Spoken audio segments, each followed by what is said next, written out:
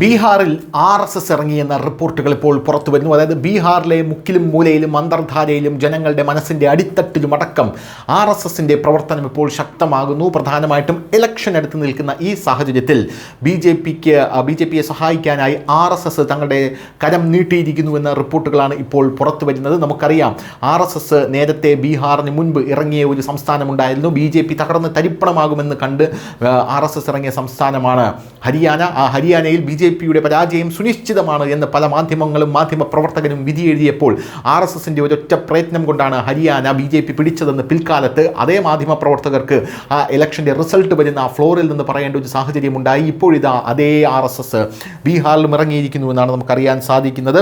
RSS is now active on ground in Bihar after a high profile survey report has predicted an extremely close contest. അതായത് ബീഹാറിൽ പല സ്ഥലങ്ങളിലും India മുന്നണിയും അടുത്തടുത്ത്, അതായത് വളരെ ക്ലോസ് ആയിട്ടുള്ള ഒരു മത്സരത്തിലാണ് ഏർപ്പെടാനായിട്ട് പോകുന്നത്. ഇങ്ങനെ ക്ലോസ് ആയിട്ട് വരുന്ന ഒരു മത്സരത്തിൽ ഏർപ്പെടുന്ന ഈ സ്ഥലങ്ങളിലെല്ലാം തന്നെ RSS അന്തർധാരയിൽ വലിയ പ്രവർത്തനം നടത്തുന്നുണ്ട് എന്നാണ് അറിയാൻ സാധിക്കുന്നത്. നമുക്കറിയാം ഡൽഹിയിൽ അതിനുശേഷം RSS BJPയെ സഹായിക്കാൻ ഇറങ്ങിയിരുന്നു.